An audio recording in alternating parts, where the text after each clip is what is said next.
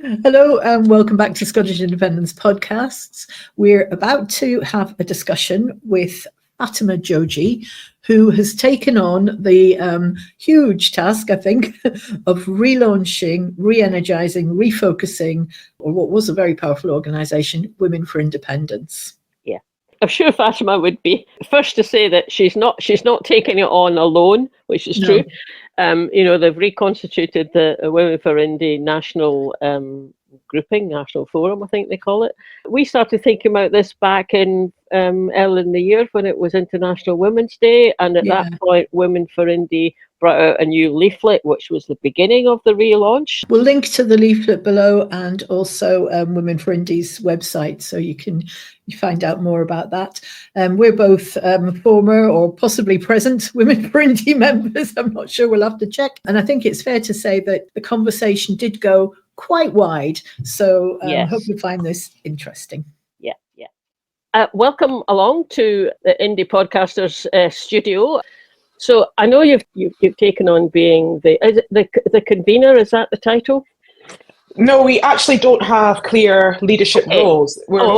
We see ourselves as everyone being equal. So what we try to do is get a geographical spread. So we try and ensure that we have at least 2 people from each region on the committee. So, but we do have a national coordinator.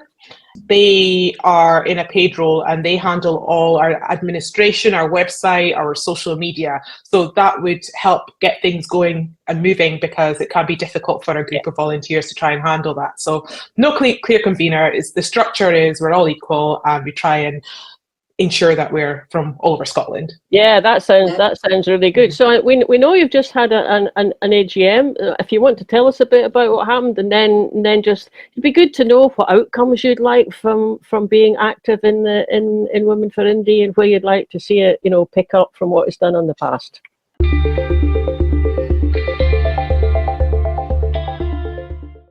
Excellent. I'm actually excited too, because it was a really really buzzing atmosphere, and I feel really raring to go, to be honest. And so we had our AGM last month, and we held it in Edinburgh. And we did have a few guest speakers. So a lot of our members are interested in what happens internationally as well as what happens locally. And we also want to try and cement Scotland's position on the world stage. So we believe that these connections are very important when we invite speakers. So we did have a few women come along in person. We also gave an opportunity for people to attend online. And we ensured that the forum was such that people felt able to have honest discussions about our current situation and the way forward, both in terms of the independence movement in general and Women for Independence as an organisation. So that was the structure of the conversation for that day. And the input was incredible. Everyone there, like I always say, it's good to have constructive criticism, not destructive narratives out there, and I would say that everyone there was constructive in their criticism. So we were looking at how we can rebuild momentum, because as you said, Marlene, we need to recognise that's happening across the independence movement, and people are also, life is happening to a lot of people. We've been through a pandemic, we're dealing with the cost of living crisis, so it's not necessarily that people have given up on independence, but we're still going in spite of all that. So I think that's really important to highlight. Yes. So in terms of the way forward for independence, we will be having our first executive meeting. We managed to add more people to our committee. We'll have our first executive meeting at the end of this month, and some of the action points we'll be taking forward is redrafting and updating our Women Manifesto. So for any listeners that don't know what that is, we tend to produce...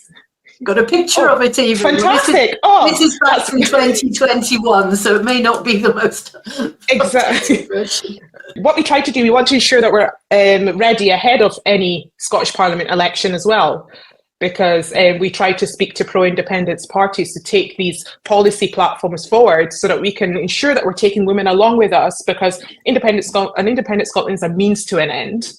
It's not independence because. So we are showing the sort of policies women care about that we need to work on now and ensure that we cement that in an independent Scotland when we get the full powers. This was maybe an earlier draft, because I think the ones that had 5 overarching areas: human rights, health, well-being, the economy, food and the environment, and immigration.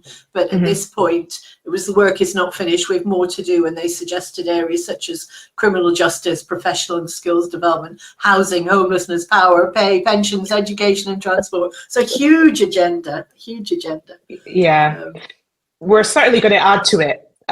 We want to ensure that we have some sort of consultation with different groups, and we want to do some outreach to even Pensioners for India as well. But obviously we just want to hear from women, in fairness, because it will be a women manifesto. So we'll be looking to women within these groups to feed into this policy document, and it will be that will be our guide going forward, our campaign guide. It will also be our lobbying guide within the independence movement towards political parties. So that's a big project we'll be undertaking.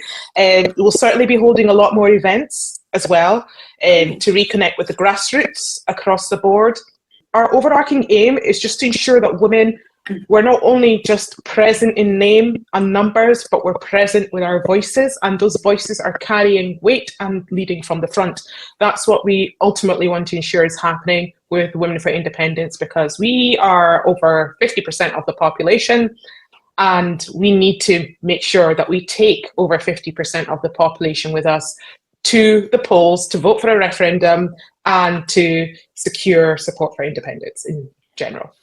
Noble aims, I think. And you're coming from such a position of power in a way, because Women for India was so well respected and so widely supported. I think what I'd maybe like you to tell us a bit more about is sort of how you're refreshing and getting it going again. Because my experience, I was with Clackmannanshire Women for India, Clack's Wifeys, and we were incredibly active as a group, very, very much so. In fact, the reason I'm doing this podcast now is because we started a podcast with Clack's Wifey a few years back, and it just sort of grew from that. But unfortunately, having been out every weekend and really, really active, COVID was extremely difficult to get over. And although we kept in touch all the way through it, we really struggled to get back into the habit of meeting and going and doing things. Some people were still shielding. It really was very difficult to get going. And then the other thing that really got in our way was the whole GRA debate. There were very polarized views on both sides, and a group in the middle who didn't really know. And that started to dominate conversations, and people sort of didn't want to have that conversation. Others came at it from the combination of COVID and the GRA sort of put paid to what had been a very active group. And I don't know how much that sort of experience is multiplied up, because right now the only active group I can think of Women for India is probably Selma Rahman and the Edinburgh group. But I don't know, maybe the position is not as bad as that. Maybe there's a lot more going on than I'm aware of. So give us some hope for the future for getting them going. Yeah, there are actually a few more local Women for India groups that are active, and one of the constructive criticisms that we had feedback on, and that actually came from Selma as well, was the importance of connecting with these local groups, because they are on the ground. So we want to ensure that Women for Independence is not acting in isolation at a national level. So part of our plan is to have sort of a steering group meeting where we have representatives from the grassroots Women for Independence groups feeding into the national Women for Independence Executive Committee. And we are hoping that a platform such as that will allow us to take everyone with us, because I think message discipline is also really important in terms of ensuring that we're uniform. So such a platform would enable us to discuss our messaging at a national and local level as well, so that we are not confusing people, so that people know exactly what they're joining to. And we also want to ensure that it's an environment where people feel respected for having different views. That's really important, because we can't pretend that in independent Scotland we're all going to agree on everything. So we can't, as a movement, move like that. So that's something that personally I'm keen to ensure happens. So yes, we do have certain platforms, respect differences, including in gender as well, but whatever side of the debate you sit on in the GRA, you're welcome, but please respect these differences and let that not dominate the conversation, because what we really want to do is secure independence. We want to redesign our website, actually, because we hope that local groups will be able to utilise that and advertise their events on our website. We can also have a login hub there as well. So that is really key. And we want to do a lot of media too. I think that would be something I would really welcome seeing, because my experience, again, is that the websites were not good. And I know there was an attempt to redesign it again, probably around the COVID time. Didn't really work. And what I'm wondering is, just you're talking about groups, and it's great to hear there are some local groups still on the go, but there's probably a lot of people like me and Marlene who were in groups but are now individuals who would support. So is there a way that individual women can be part of Women for Indie without being part of a local group? Yeah, so I think there's actually a lot of confusion around membership. So you can sign up as an individual. You don't need to be a part of a local group. I wasn't part of a local group when I joined Women for Independence. I joined as an individual. And at that time, Women for Independence, the momentum was down. There was barely anyone in the exec. And they were like, Fatima, let's just try and I think a lot of what I was doing was crisis management, trying to get us. Sometimes that's so I was just trying to ensure that we don't collapse, to use that term, to be very clear. So I just wanted to ensure that didn't happen, because it would have been a massive loss to the movement if we lost Women for Independence. So we had a very short time frame to try and re-establish our position within the independence movement, and our launch was on International Women's Day to make a point. And we produced leaflets, and included in that leaflet was key points on WASPy women, for example, human rights and what independence can do for women and our place in the movement. So we were hoping that message would trickle down and resonate with people and individuals on the ground, to try and ensure that, yes, we're here, we're going to exist as a group that operates at a national level and supports women on the ground as well, because we cannot give up. And I hope that we want to instill that enthusiasm through the sort of leadership we want to bring. I'm not saying we're trying to dominate women's spaces, but just as an organisation, we want to show, okay, we exist here and utilise us. You have that support, and that's the sort of platform we want to be and continue to be until we're independent. So if that answers your question, that's really encouraging. And I mean, as I say, Women for Indie is so well respected as an organisation that you're kind of pushing at an open door. I think it does sound more like it's a sort of supporting structure that needs to be in place to allow people to then take part in something that they generally would want to be part of. So, I mean, you mentioned a leaflet there. Is that where could people get hold of stocks of those? So the bulk of it, so we left it, because we don't have a physical office, we left it in the Believe in Scotland office, because we partnered with them to produce it, but we obviously took the lead on it because it is a Women for Independence leaflet. So there's physical copies with them. We also put up a digital copy on our social media as well. All right. So people can go on and have a look as well. I think I'll ask our national coordinator to pin it to the page. Because it would be helpful, it'll be easier for people rather than scrolling down. What social media are you on? We'll put them in the notes, and then people can maybe start following you on some of these platforms. Excellent. Yeah, so our Facebook and Instagram is active. We do have X, but we are reluctant to use that, so that's been dormant. We're about to have a conversation at our first executive meeting at the end of this month. We need to make a decision whether we're going to close down X or reinstate it. So that's a conversation to be had. Blue Sky is much nicer. Absolutely. Personally, I've come off X as well personally, and I'm enjoying Blue Sky a lot better.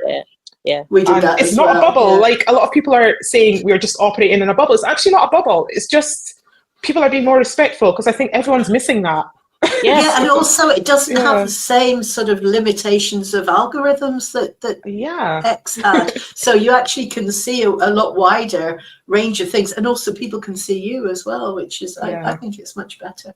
I was quite interested to see how you were talking about how the your national executive, that might not be the right name for it, but works, because I've just assumed that your national executive would be made up from people who were from in groups, in local groups. Now, I'm making that assumption because that's how Pensioners for Indy works. So we've got a national coordinating group for Pensioners for Indy, and the people on it are all, they come onto it because they're active in their local group. So at one point it was about a dozen local groups. It's not a dozen now, it's maybe kind of 4 or 5, but we'll get there. So, but that sounds like with you, the national coordinating group is not quite so definitely linked into the local ones. Is that right? Have I picked that up right?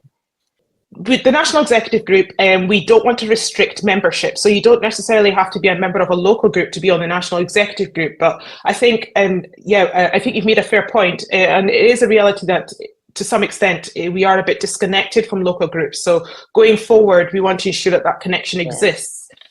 So that's part of our renewed focus. But we want to do that whilst maintaining the point that you don't need to be a member of a local group to be on the National Executive Committee, because some people would just prefer one area. They would prefer to keep that distance. But and it's not for anything negative or malicious. It's just they probably don't want to be in too many groups. And that's completely fine. So there's no restriction. Whether you're a member, that's fine. But we will have a steering group. We will start that, and the steering group membership would require you to be a member of the local group, and the steering group will meet with the National Executive Group. That sounds like sounds like a really good way to take it forward. Yeah. I mean, we were the Edinburgh group invited Fiona and I along to. Actually, it was their AGM. We were their guests. Yeah, we were their guests. We were guest speakers along with Sam Page from Yes for EU, and I mean, it wasn't a big number of people there, but it was very enjoyable, and and it was a group of well-informed folk, good questions, and we really enjoyed it. And it was at that point I was sort of thinking, well, I just hope Women for Indy does get kind of back on the front foot, as it will, and that sounds like exactly what you want, what you hope for it as well. Yeah, we're going to work hard at it, and obviously we want accountability, so that steering group will be that platform for accountability. So we're being really serious about this, because we do need Women for Independence, but we also need it to function really well. So constructive criticism is welcome, and we're taking that on board. You need that support as well, because you can't, however committed you are, you cannot do it on your own anyway. You have to have a network there.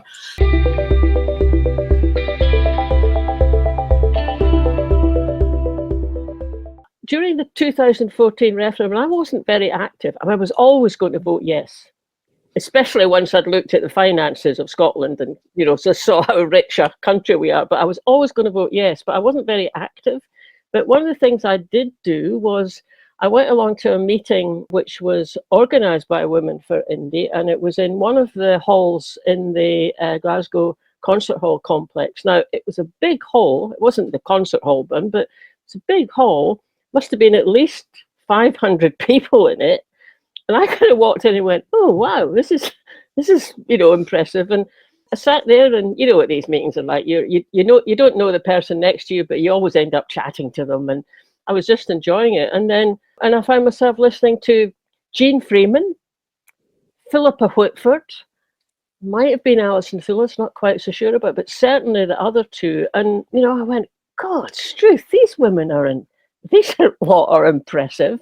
And, it was just a kind of a highlight for me of that whole time. Women for Indy was really particularly good at, I think, was supporting women who wanted to get into political roles. And even Marlene mentioned there Philippa Whitford and Jean Freeman and Nicola Sturgeon, of course. Is that still part of your focus, trying to get women into Holyrood or councils or whatever? Because it seems to me that we're facing a challenge there, because a lot of young, capable women are choosing to step out of Holyrood after maybe only serving, a term, which is probably says something about, the challenges that the job brings, and whether we've yet got a situation where people can juggle all the bits of their life effectively. But is that something you see as important in the future?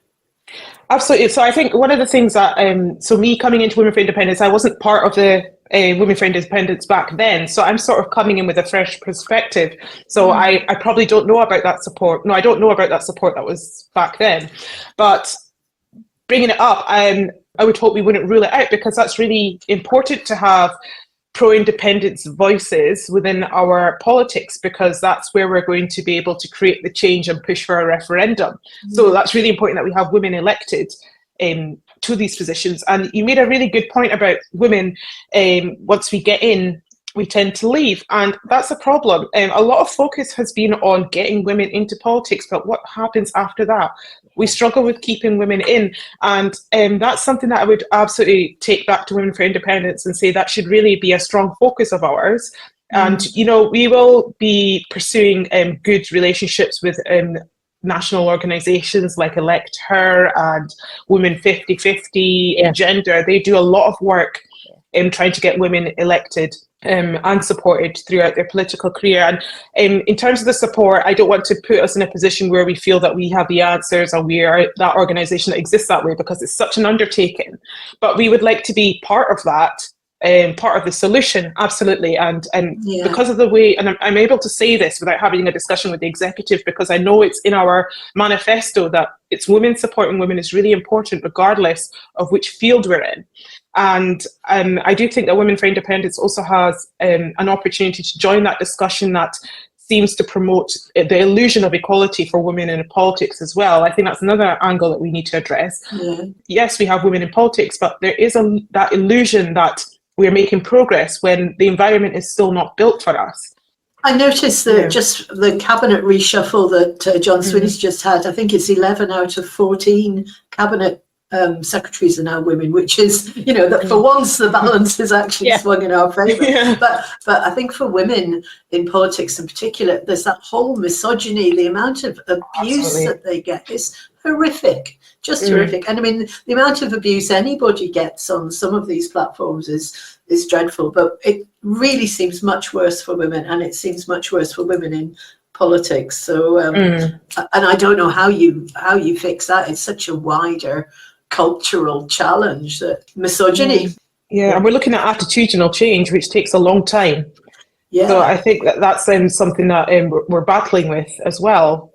And I also say it starts in the home, it starts in the classrooms. We really need to work from the ground up, and that is something that we have to commit to, and not just. And even if we solve it, if we want to, one day, I'm hoping that one day we can solve it and say that we're waking up in a Scotland where there's no such thing as misogyny. We can't stop preventing it from coming back. That needs to keep going on. So it's a job that's never going to end. No, indeed. But things do change. Things do change. Progress can be made. It's true. You're right. It's a long time. A couple of things came in my mind there, which was, when I was going for job interviews. So, 20, I was in my 20s, late 20s, and we sit in a job interview, and people would say, well, are you planning to have children? Because, and of course, we all just lied and said no. Because that was what was part and parcel of it. And then, so my daughter, who's now in her 40s, was telling her that, and she was just completely aghast. And, because it just doesn't happen now. So, I'm sort of aware that there have been like some, a lot actually of improvements in that ways. But then the thing that's now come into it, which wasn't there for me, obviously, in the 70s and 80s, is social media. You just did not get all you couldn't get a pile on from someone who did get themselves a decent job, and then suddenly you've got some guy who probably hasn't been out of his bedroom that day, he's just been clacking away on his keyboard, sending off rubbish, cut stuff about some woman who's just trying to do a really good job. So things change. Anonymity. That's right, anonymity. And so things do change, but then other factors come into it. You're right about attitudinal change. I mean, that's long term. Yeah. Hopefully there can be a way kind of through the whole social media kind of angst that goes on. But you'd also think that just more practical stuff. I mean, I assumed that because, let's talk about Holyrood, but it probably applies to other parliaments in the country as well. They worked out a way to keep the place running during COVID. You could be at home, you would, you could zoom in, and they would have debates, and you could, they're still there. I mean, the TV screens are up in Holyrood, and I just thought, well, that must help. That's obviously needed for COVID, but actually that would help people with kids as well, men and women. Men and women. So would more local democracy, though, because that whole having to come to a central point, they've shown with the response to COVID that actually, no, you don't always have to be in a central point. But the more decision making, if we could get, more of a normal balance between what decisions are made at the centre and what happens in local councils and regional councils, then that in itself would help, because for everybody, having to work away from home four nights a week, 5 nights a week is a strain. And how can you do a job as well as you could if you're constantly juggling all these, like constantly travelling up and down the country? I mean, it's a hard gig. It really is. Yes, it is. And like you were saying, Fiona, I mean, and there are some of the younger MSPs, women MSPs at Holyrood that are stepping back. And I mean, I'm not sure. I mean, I know about one in particular, and it's not so much to do with children; it's for another reason. But it's just such a shame if there are people who are still there who could do a good job, and they're going, but I kind of feel I've got to step back now because I want to be around for my family more. Or just other things. I mean, Mary Gouchon, I think, stepping down now. She's got other things she wants to do. Maybe this is a positive choice she's making. Yeah. But again, it's another young, capable woman who is choosing to go elsewhere. I mean, I don't know, maybe it just opens the door for other people to come in, but you'd like to think that somebody somewhere in Holyrood is at least doing a bit of asking the question, why is this happening? And is there barriers that they might be able to overcome? Well, that's a good point, isn't it? That people are asking the questions. And it sounds like, Fatima, that you and the others on the executive and, the local groups want to be in there now asking those and other questions, which is just fantastic. No, absolutely. And the questions are being asked in Parliament, because I'm sure there was a committee that was dedicated to discussing women's participation in politics, because I do know that Talat Yaqub, for example, who does I think she fed into it as well. So that is happening, but then it's what happens next. Yes. That's the thing. I just don't want a situation where we're just hearing the problems, but we're very slow, or we're not attacking, or we're not really head-on challenging this, taking on solutions. And I think that also shows something else. It shouldn't have taken something like the pandemic to push us into new ways of being more accessible with work. We shouldn't be reacting that way. We should be proactive. We should, but that's evolution, isn't it? You respond to changes in your environment. Exactly. And the people who adapt, they thrive. There was a big stushy in Westminster because just in the dying days of the Tory government, they were determined that everybody was going to come back into the House, and they weren't going to do all this nonsense, newfangled remote working, and how dare people think they could work from home. And you just thought, God, you've been handed this massive progress, and their immediate instinct is to row back to when it didn't work, or it only worked if you were a rich single white man. What you said, and what also Marlene said, it's just popped something into my mind as well regarding social constructs such as gender roles. Because in this whole discussion, we were talking about how women can't engage because they have to look after their children, etc. But what about making it easier for men to be able to support their partners in taking on childcare responsibilities? Because that's an issue we face. The men don't have to worry about that. It's a huge issue. I was on holiday last week. I was in Stockholm. And one thing that we noticed, apart from the fantastic public transport, what we noticed was how many men there were with prams walking around enjoying the sunshine. We're going, what is all these men with prams?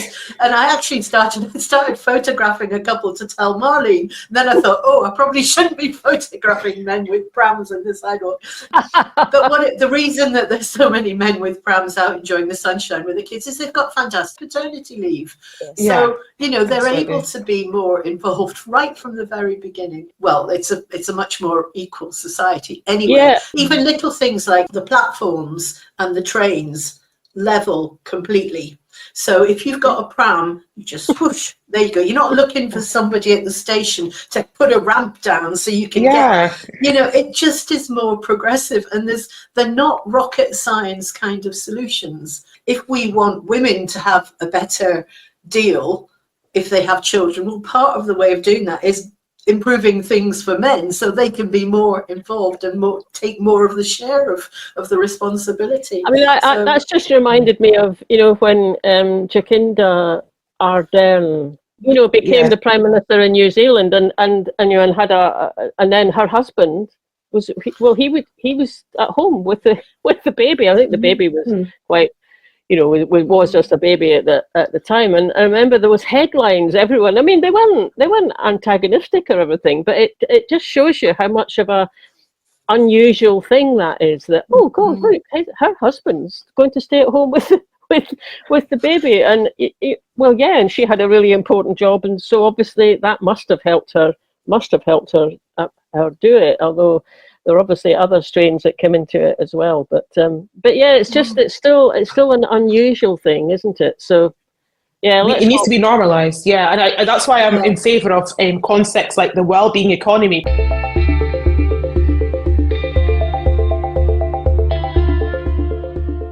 If we adopt the wellbeing economy, for example, we will be able to push through policies and solutions that actually are geared towards creating equality between men and women across various fields and sectors, and that includes caring roles and equal paternity and maternity leave as well, because it's actually better for the well-being of both parents. Yes, and the kids. And the kids. The most important thing, the kids as well. And I'm sure. Yeah, every kid wants a relationship with both parents, and where possible. And we need to see that and normalize it. That would be a really good, thing for Women for Independence to kind of join in the push for that. I mean, as it happened, I was at a talk last night with Gordon McIntyre Kemp, organised by Glasgow Northwest, and. I mean, I've heard him talk about, we've interviewed him about Wellbeing Society, but it's just interesting to hear him give a whole talk about it. He's a very good speaker. But, that's still somehow, it just seems like, why isn't, it's a kind of it's a win-win situation to try and put that forward. And yet, SNP, well, it is SNP, I think it's SNP policy through the SNP party conventions, but ScotGov doesn't seem to quite push it in Parliament in the way they should. So I can answer that. Oh, go on then. Go on. I'll take it from the outset. So obviously we're saying it's not rocket science, but then also if you think of the people in charge, they might not want to make changes that benefits them. So if some men feel, for example, that, if we implement a wellbeing economy, we lose some of that power because we're sharing it with women, that would be that's the sort of angle I've seen sometimes from some, not all, who are reluctant to implement such changes because they like things as they are. I think you're absolutely right. And then the second point on the Scottish Government. So that's why we need Scottish independence, because we want to implement a wellbeing economy. The Scottish Government, even on their whole website, they have an area dedicated to wellbeing economics and, the sort of things we're pushing through, but we just do not have all the powers to fully implement what we want within the models of a wellbeing economy. So that's the restraint, that's the limitation we're dealing with just now. Yes, absolutely. And it's good to know there is a big chunk of it. I mean, I do sometimes think that it gets mentioned almost as a buzzword, and that we know we've got to use the word, but we don't really know what it means. And actually, Marlene, you said it's a win-win. It kind of is a win, but somebody loses sometimes. And even if it's people like, the fossil fuel companies or somebody who's got a vested interest in the status quo, and as you just said, Fatima, power, the sense of losing your power or your monopoly or your control is huge. So that kind of is where the conversation really needs to start, isn't it? Why is this good for everybody? And I mean, I kind of think, how could it not be good for everybody that you have a planet that's not ravaged, that we can all actually live on, that you haven't got an economy that's so extractive that it's going to destroy our climate and that we're not going to be able to thrive. I mean, it just seems so basic, these fundamental things. And yet you've got whole lobbies of powerful people demanding the right to drill, baby, drill, as the great orange one said. So you're not getting into the States now, actually, Fiona. Having said that. He's angry with Scotland as well, so he might just ban all of us. Badge of honour, I think. If only we could if only we could ban him and, you know, stop him from coming to meet up with Charlie later on. I'm maybe not so optimistic about how much ScotGov, well, it is SNP, are behind the wellbeing economy. I mean, I know there's all that on the website, and I mean, I know going back to when Nicola was First Minister, I mean, you know, she got us being part of that. There's a whole wellbeing governmental group who meet different. Iceland, I think, is in it, and there are other sort of countries. And she was part and parcel of that, and I know that she really did push it. Actually, Humza, I think, pushed it quite a lot, at least in his campaign. Seems to me it's taken a bit of a back step since. Although, you know, fair enough, John Swinney had other things he had to preoccupy himself with when he took over. So maybe I'm being unduly kind of, I'm not exactly pessimistic, but I can't quite see it happening. But I certainly hope so. And anything that any of us can do to, you know, communicate just how important and positive a move that would be, you know, just needs doing, really. So. Yeah, I think maybe it's a case of us needing to amplify it more, because I do know that John Swinney as First Minister is absolutely in support of a wellbeing economy. So I think we just need to push it more. We need to get more serious about it. Absolutely, I'm not going to shy away from the fact that that we need to do more. We always need to do more, and that's certainly something that we need to acknowledge, and hopefully that we'll take forward and make sure that we don't take a step back. That we're always moving forward. Yeah.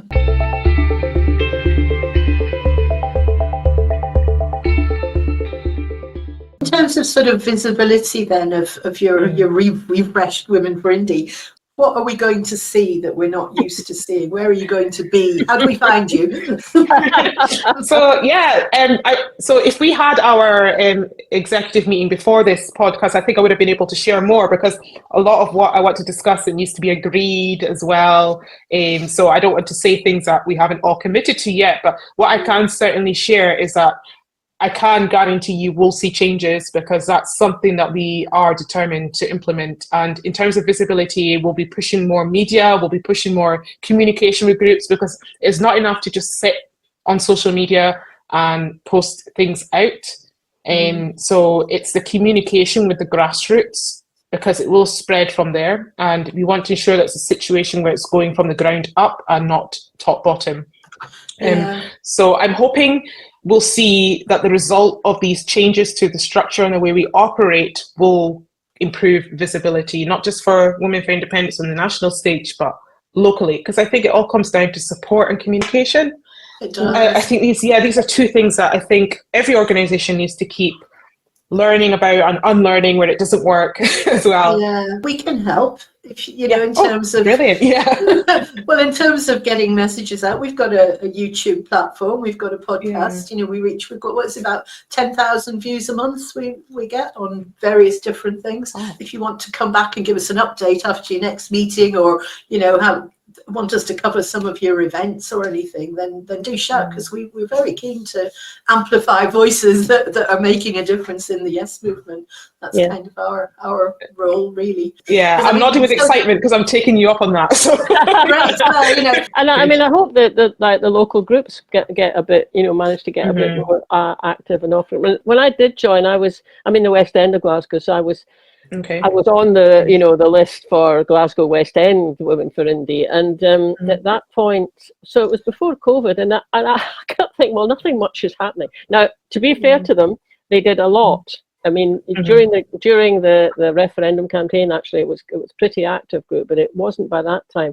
And then there was four of us, I think, who had joined more recently, and we kept saying on Facebook, "Look, is there not a meeting, or can we meet up?" And eventually, the four of us just used to meet for a cup of coffee for maybe over about 6 months. We did that. We'd meet, every couple of weeks we'd meet up and have a chat, and it was informal. It wasn't a kind of Women for Indie meeting. It was just us who'd got to know each other through that, and we'd sit and chat about what we thought Scottish government should be doing at the time. I mean, these conversations are always quite enjoyable, aren't they? So, I mean, I just hope that gets going again, because there's a life to it, isn't there? There's energy and there's dynamism, and sometimes really good ideas come out of it.